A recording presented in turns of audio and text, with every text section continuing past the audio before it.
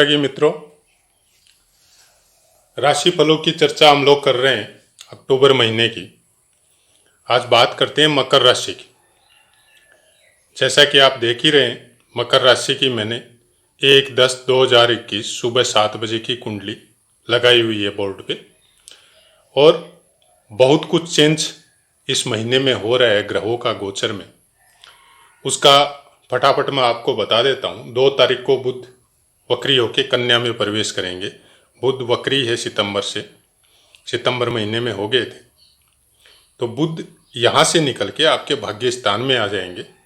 3 तारीख को शुक्रदेव जो यहाँ पे तुला राशि पे है वो आपके 11वें स्थान में चले जाएंगे। 11 तारीख को शनि और गुरु दोनों ही वक्री चल रहे हैं, तो शनि देव मार्गी हो जाएंगे।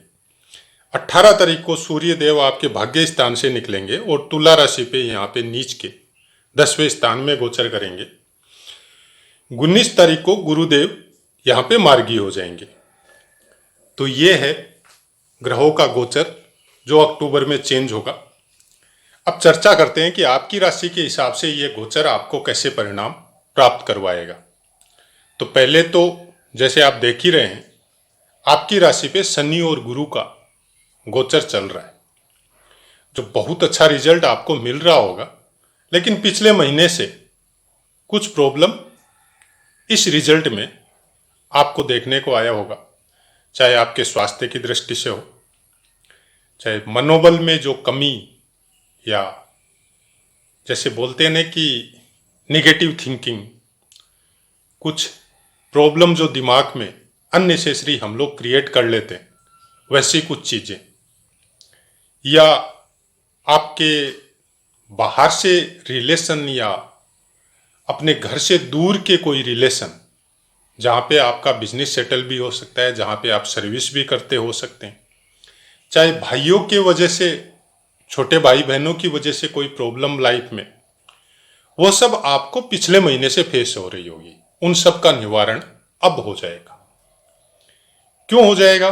क्योंकि 11 तारीख को शनिदेव मार्गी हो जाएंगे। उस पीड़ा का कारण भी शनिदेव वक्री होने की वजह से हुआ था, और साथ में गुरु भी वक्री हो गए थे। तो आप देखिए, जो भी ग्रह वक्री होता है उसका पावर कुछ विशेष हो जाता है। मतलब आप ऐसा ये समझिए कि कुछ चीजें कुछ कंडीशन में, या कुछ ग्रह कुछ कंडीशन में और ज्यादा पावरफुल हो जाते हैं। अब वो पावर आपके लिए शुभ रहेगा या अशुभ रहेगा, वो उस समय के गोचर पे डिपेंड करता है। हालांकि शनि का पावर आपके लिए अच्छा होना चाहिए, लेकिन गुरु का पावर कमजोर हो जाता है शनि देव वक्री होने की वजह से, क्योंकि शनि का पावर यहाँ पे बढ़ जाता है। और गुरु पहले से नीच के गोचर कर रहे थे यहाँ पे, और गुरुदेव आपके अच्छे स्थानों के स्वामी नहीं होते हैं। खासकर मकर राशि वालों के लिए गुरुदेव योग कारक नहीं होते। हालांकि कालपुरुष की कुंडली में बहुत से अच्छे स्थानों का कारक गुरुदेव को माना गया, लेकिन नीचत्व की वजह से और कुछ वक्री होने की वजह से, कुछ पावर ज्यादा मिलने की वजह से, कुछ अननेसेसरी फाइट शनिदेव के साथ में चालू हो जाते हैं। तो जैसे ही शनिदेव मार्गी हुए, 18 तारीख को जैसे ही मार्गी होंगे, उस फाइट में, उस प्रॉब्लम में आप अंत बोल सकते हैं उन प्रॉब्लमों का, या उन प्रॉब्लमों में सुधार बोल सकते हैं जो कंटिन्यूअस चलता जाएगा। ऐसा बात नहीं है कि वो एक पर्टिकुलर पीरियड में शांत होगा, नहीं, वो ये चेंजेस आपको बहुत अच्छा रिजल्ट आने वाले समय में देख के जाएगा।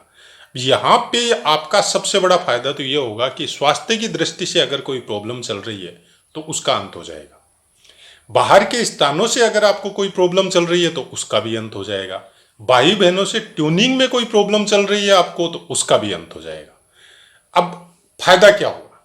फायदा ये होगा कि इस समय में अगर आप कोई बिजनेस ऐसा पहले से कर रहे हैं, हो सकता है कि ये जो कुंडली है, शनि और गुरु जो मकर राशि में आपके लगन में गोचर है, किसी को हो सकता है कि उनका जन्म के समय में भी यही योग हो लगन में, तो उनका ऑब्वियसली ये कंफर्म है कि उन लोगों का तरक्की, या उन लोगों को बहुत ही अच्छा इफेक्ट चाहे फाइनेंस दृष्टि से हो, चाहे बिजनेस से दृष्टि से हो, चाहे एजुकेशन से कनेक्टेड हो, वो लोग अपने जन्म स्थान से बहुत दूर गए होंगे। तो वहां पे जो इस गोचर की वजह से जो पीड़ाएं आई थी या जो प्रॉब्लमें आई थी, उसका अंत यहाँ पे वापस हो जाएगा। वो पर्टिकुलर कुछ समय के लिए आई होगी, जिनका अंत अभी चालू हो जाएगा, और उसका शुभ परिणाम या अच्छा परिणाम, सपोज आपकी जॉब में वहां पे कोई प्रॉब्लम आ रही थी, या आपका वीजा वगैरह नहीं लग रहा था, चाहे एजुकेशन का हो चाहे बिजनेस का हो, तो वो अब लग जाएगा। या वो सर्विस जो रुकी हुई थी, वहां से कॉल लेटर नहीं आ रहा था, तो वो भी आपको इस समय में पूरा चांस हो जाता है मिलने का। छोटे भाई बहनों से अच्छा साथ, या उनकी वजह से, या उनके कहने की वजह से, या उनके भाग्य की वजह से, या वो कोई ऐसा काम आपके लिए करे कि आपको वहां पे जॉब मिल जाए, या वो पहले से वहां पे है तो वो आपको कॉल कर ले, क्योंकि पर्टिकुलर समय में आप सब जानते हैं कि कोरोना का पीरियड चल रहा है, तो इस समय में उसमें भी कमी आ गई, तो वो आपको वहां पे कॉल कर सकते हैं। बाकी कोई भी राशिफल या जन्मपत्री का प्रिडिक्शन देश काल परिस्थिति पे निर्भर करता है, लेकिन इस समय में शुभ परिणाम मकर राशि वालों को मिलना श्योर है। ये मिलेगा ही मिलेगा, इसको रोकना बहुत मुश्किल है। हाँ, ये हो सकता है कि परिस्थितियां ठीक नहीं है, जिस स्थान पे आप रह रहे हैं वहां की परिस्थितियां ठीक नहीं है, लेकिन आपके लिए उस समय का पीरियड गोचर का आपको अच्छा इफेक्ट कर रहा है, तो आपको तकलीफ कम आएगी। अगर 90 आदमी तकलीफ भोग रहे हैं, तो इस योग वाले आदमी 10 आदमी तकलीफ कम भोगेंगे। इसीलिए बोला जाता है कि कोई भी ज्योतिष का जो प्रिडिक्शन है वो देश काल परिस्थिति पे निर्भर करता है। वैसे ही बुध और शुक्र आपके 10वें स्थान पे गोचर कर रहे हैं, जिसमें बुध भी वक्री होके भाग्य में आएगा और शुक्र भी वक्री होके 2 या 3 तारीख को ही आगे चला जाएगा 11वें स्थान पे। तो इसका फल और अच्छा हो जाएगा, क्योंकि बुध कन्या में आ जाएगा और शुक्र 11वें स्थान में चला जाएगा। तो यहाँ पे क्या होगा कि कुछ समय के लिए यह स्थान खाली हो जाएगा, और इसको गुरु शनि जो है वो पूर्ण दृष्टि से देखेगा अपने उच्च राशि को। तो शनि की दृष्टि जहां होती है वहां पे कुछ प्रॉब्लम करता है, लेकिन शनि की दृष्टि जहां होती है, अगर वो स्थान उसका खुद का है या अपनी उच्च राशि है, तो वहां पे प्रॉब्लम क्रिएट नहीं करता है। वो वहां पे उस स्थान का बढ़ोतरी करता है, उस स्थान को अच्छे फायदे देके उस पीरियड में वो जाता है।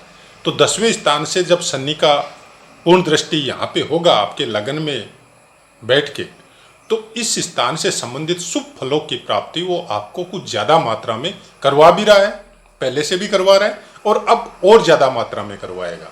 तो आपको ज्यादा बिजनेस देगा, आपके काम में स्ट्रगल ज्यादा देगा, आपके किए हुए कामों की बढ़ोतरी और ज्यादा करवाएगा। प्रॉफिट की जहां तक बात है, तो प्रॉफिट में आपके 11वें स्थान में केतु का गोचर चल रहा है, तो केतु के गोचर की वजह से जो आप काम कर रहे हैं उसके जो फल आपको मिलने चाहिए, सपोज आपने 4 घंटे काम किए और 4 घंटे या 8 घंटे काम किए, उसके जो फल आपको मिलते हैं पैसे के रूप में वो कम है या बेसी है, वो कंपनियां वहां पे खुद डिसाइड करती है, या आप एक बंधी हुई सैलरी में काम करते हैं तो इस समय में इंक्रीजमेंट होगा, या आप घंटे बेस पे या कुछ कॉन्ट्रैक्ट बेस पे काम करते हैं, जैसा कि शनि और गुरु अगर साथ में हो तो नॉर्मली आदमी प्रोफेशनल होता है, और वो किसी के साथ बंध के या एक पर्टिकुलर सैलरी बेस पे कम काम करता है।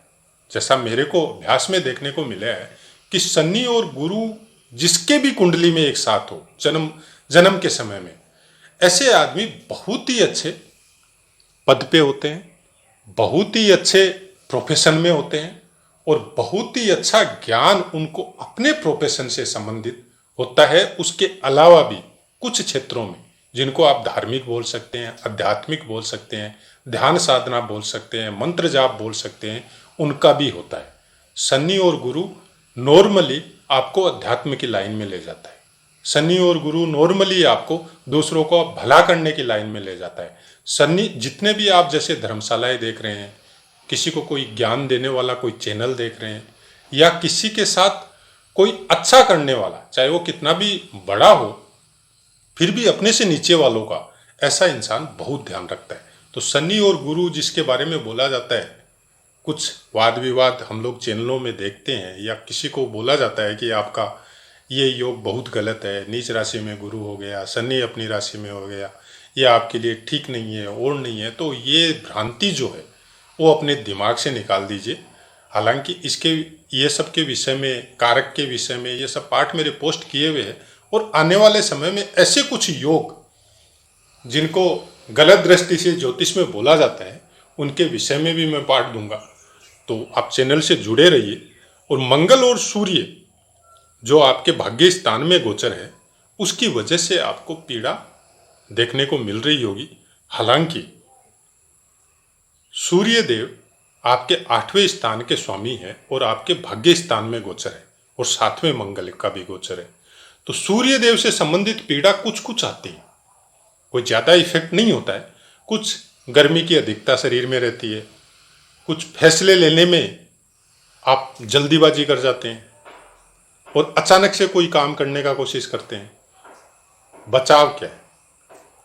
कोई भी नया काम करना हो, कोई भी चीज़ का फैसला लेना हो, चाहे परिवार से संबंधित हो, चाहे काम से संबंधित हो, चाहे एजुकेशन से संबंधित हो, उसके पहले कम से कम 5 मिनट शांति से बैठे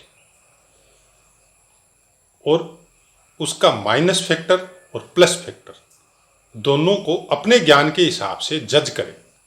और उसके बाद में जहाँ तक हो सके, अगर आपके पास पिता का साथ है, आपके अगल बगल में ही रहते हैं, आपसे दूर नहीं है, और आजकल तो दूर होने से भी आप कॉन्फ्रेंस के द्वारा, वीडियो कॉलिंग के द्वारा आप बात कर सकते हैं, तो उनसे राय जरूर लें। मकर राशि वालों को लिए सूर्य देव का साथ अगर रखना है तो पिता से, या पिता से के समकक्ष जो भी आपके परिवार में, आपके कार्य क्षेत्र में जिनको आप मानते हैं, जिनकी आप ये जानते हैं कि ये हमारे विषय में हमेशा ही अच्छी बात बोलेंगे, उनसे आप राय लेके काम करेंगे तो आपका होल लाइफ फ्यूचर बहुत अच्छा रहेगा। और मैं इस मामले में इतना ही बोल सकता हूँ कि मंगल और सूर्य का योग, बचाव केवल इतना ही है कि आप उन आदमियों से टच में रहे जो आपसे उम्र में और ज्ञान में बड़े हैं और आपका हमेशा हित चाहते हैं। उनसे टच में रहे, उनकी राय से काम करें। अचानक से उनसे पूछे बगैर कोई काम मत करे, तो उसका फायदा फिर होल लाइफ मिलेगा आपको, और हमेशा मिलेगा। और जैसे ही सूर्य देव यहां से निकल के आपके 10वें स्थान में जाएंगे तो फिर वो कुछ ज्यादा बलशाली हो जाएंगे। यहाँ पे फिर शनि की भी दृष्टि पड़ेगी। शनि की दृष्टि पड़ेगी तो यहाँ पे कुछ कार्य क्षेत्र में आपको कुछ डिस्टरबेंस देखने को मिलेगी। तो सुबह जल्दी उठे। मकर राशि वालों के लिए हमेशा के लिए कुछ नियम मान ले कि सूर्य उदय के पहले उठे। सूर्य की जितनी रश्मि सूर्य उदय के समय की जितनी अपनी बॉडी पे ले सकते हैं उतनी ले। उससे क्या होगा, आपके स्वास्थ्य में सुधार होगा, आपके दिमाग की कार्य क्षमता बहुत ज़्यादा बढ़ेगी, आपका हेल्थ अच्छा रहेगा, और काम करने की जो पावर है, जो काम का आपको बेनिफिट मिलना चाहिए, चाहे नाम के रूप में हो, चाहे पैसे के रूप में हो, उसमें बढ़ोतरी होगी। तो बाकी कोई चीज़ मकर राशि वालों के लिए विशेष कुछ इतना नहीं है। अपने से नीचे वालों का ध्यान रखें, और जो आपके वेल विशर है, जो आपका भला चाहते हैं, उनका विशेष ध्यान रखें। तो तब हमेशा के लिए तरक्की है मकर राशि वालों के लिए। सब जानते ही हैं चंद्रमा के विषय में, मैं इतना ही बोलता हूं कि 2.25 दिन एक राशि पे रहता है। तो आपके हिसाब से आप अपना शुभ गोचर देख लीजिए कहाँ कहाँ रहता है। 1, 3, 6, 7, 10, 11 स्थानों में चंद्रमा का शुभ गोचर रहता है। 1, 3, 6, 7, 10 और 11 इन स्थानों पे जब चंद्रमा आएगा तो आप पंचांग के द्वारा, या स्मार्टफोन है तो डेली ऐप के द्वारा आप पंचांग खोल के पता कर सकते हैं आज चंद्रमा का गोचर कहाँ चल रहा है। जो भी शुभ फल गोचर में मिलते हैं वो चंद्रमा के शुभ गोचर के अंदर ही मिलते हैं, उसका विशेष ख्याल रखें।